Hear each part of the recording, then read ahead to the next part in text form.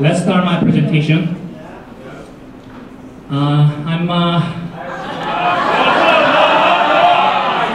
I'm really honored to be here on behalf of all my classmates.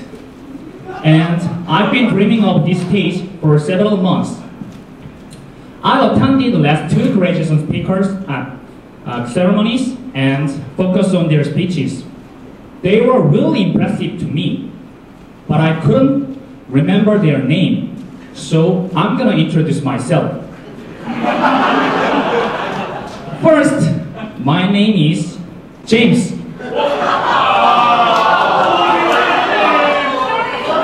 I've been training English for 6 months in this training center, and my nickname used to be stupid, nerd, sissy, or something, but I don't think so.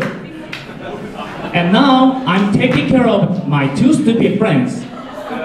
Alright, that's enough. Can you remember my name?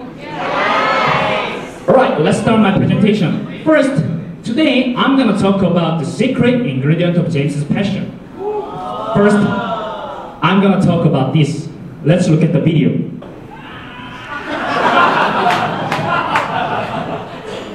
Who's the crazy young man? That was me. Yes, I went to bungee jumping last year. It might not be the great thing to some people, but it has great meaning to me. Last year, I needed a starting point for the rest of my life. Finally, I decided to achieve my dream on my own. One of my dreams was bungee jumping. Before that day, I always delayed my plans and made excuses. I had to decide if I would stay in that poor situation or go get that dream. So I made a decision. It taught me a great lesson. That is, if I really want to achieve something, I have to be crazy and then try it, even with yelling. Isn't that simple? My second story is about motivation. It's about why I have motivation to improve my English.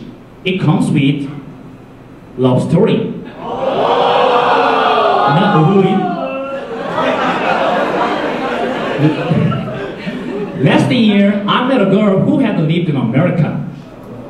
One day, I planned to propose to her at a fancy cocktail bar. That was one of my patterns. When I proposed to her, out of the blue, she started writing something on her Galaxy tab in English and showed me. So, what did she write? At that time, I didn't know that English word. So, I had to ask her what it meant.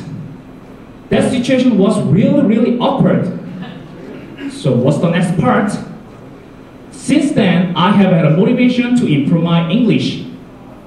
Anyway, the thing is, if you want to date with someone, I recommend you go to a fancy cocktail bar. I can tell you where it is, Jonathan. By the way, that word was affirmative, which means this word. Alright, let's start my third story. Let's look at the video. And now, I have a new dream about English. About 2 months later, I will change one part of my presentation about how I improve English.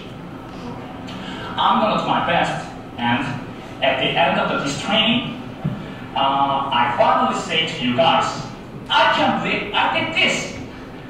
Thank you.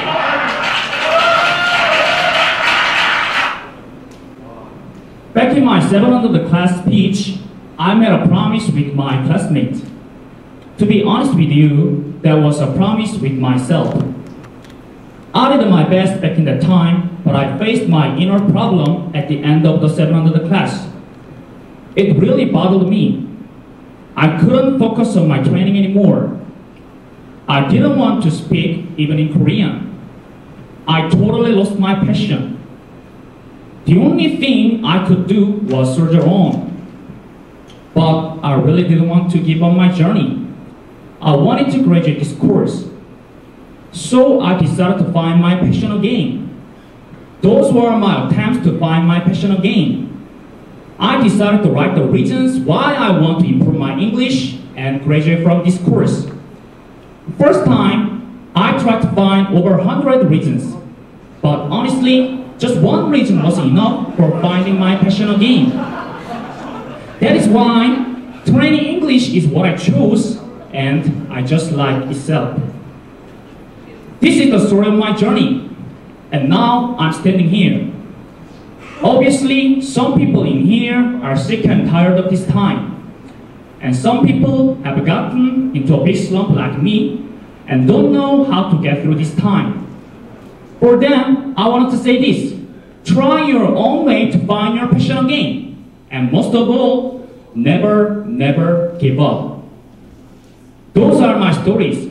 Those are the secret ingredient of James' passion: craziness, motivation, and never give up.